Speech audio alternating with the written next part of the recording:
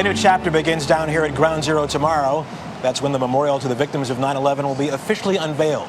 It will open to the public beginning Monday. I recently met with the memorial's architect, who gave me a first-hand look at his remarkable vision. So we're now on the Memorial Plaza. Michael Arad's memorial has finally come to life, nearly a decade after the Israeli-American architect first sketched making what was gone visible. Sort of final touches are being worked on the name panels. Names of 9/11 victims are etched in bronze panels like these around a pair of memorial pools. They are 1 acre square, marking the footprints where the Twin Towers stood. Waterfalls cascade 30 feet. Arad calls this reflecting absence. I wanted to create a civic and public place that would bring people together and would allow us to stand at the site of where these towers were as a community. A jury of 12 citizens chose his design in 2004.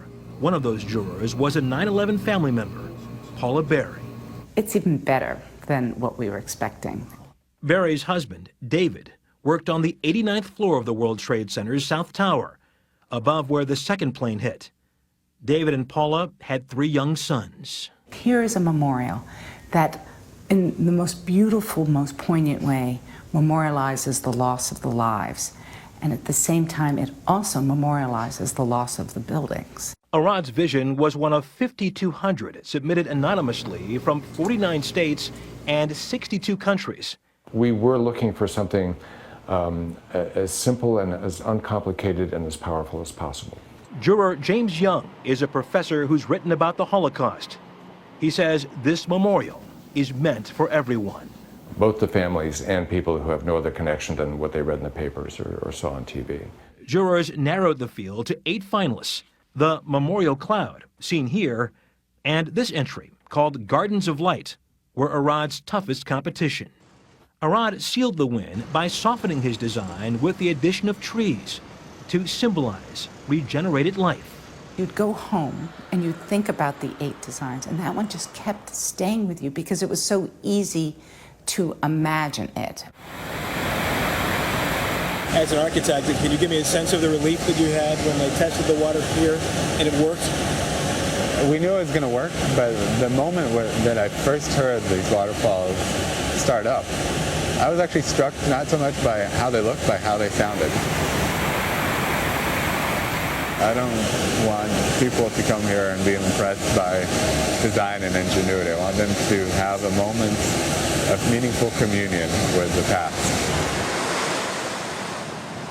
And joining us now live is the architect of the memorial, Michael Arad. Michael, good morning to you. Good morning, Michael. Good morning. Thanks for coming in. Appreciate it. Thank you very much. How close is this design to what you originally designed 10 years ago? I think it's changed in some ways over the years, but it's remained very true to its heart, to the direction that we charted out for it back in 2003. But in some ways it's gotten better because of this very difficult process that it had to go through. It brought on board many other voices, many suggestions, and it was not an easy process, but it was a process that strengthened the design. Speaking of the heart, one of the smaller details may actually in this design have one of the biggest impacts, and that's the lone survivor tree. This tree that you found from the ashes that's been nursed back to health and is really a central component of all of this design. It is such a beautiful story, and I wasn't involved in the recovery here at the site and finding the tree. That was the recovery workers who found it. And then the New York City Parks Department personnel nursed it back to health up in Van Cortlandt Park.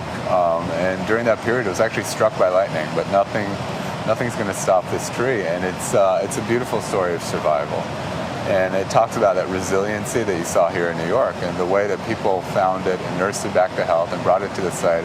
And it's one of a few hundred trees that are going to be here on the plaza. There's something beautiful about that. Let's talk about the waterfalls, as you call it, reflecting absence. Tell me about the symbolism behind those.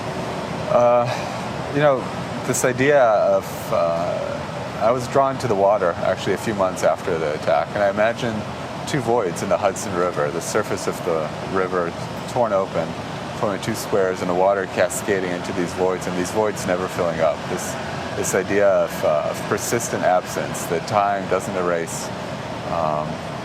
And I explored that idea, and it's changed in coming from the Hudson to the site. But it is very much about marking the footprints of these towers, standing there, seeing the water disappear into that void, and that void doesn't fill up. You've also incorporated the names of the September 11th victims in the memorial. How important was that to you? I think it was one of the most important and challenging issues we've had to deal with over the last 8 years. And it, I think above all else, meant so much to family members. And there was obviously, there were long discussions about how we should arrange the names. But what was important to me was to emphasize individual loss and the sense of collective loss that we all suffered that day. And not to list the names as if they are in a directory, but to give each name a place on the memorial that is its own. And when you see the graphic arrangement of the names, they're not arranged in columns. Each name is an island unto itself. But so if you can dig deeper in, there's also a reason why one name is next to another and next to another. And that's not an alphabetical listing. It's a listing that came out of reaching out to close to 3,000 families and asking them if there are names of other people they would like to see next to the name of the person they lost. Michael Orad, we thank you so much. Opening day tomorrow and Monday. You nervous? Very quickly? I'm not nervous. He's I'm really good. looking forward to it.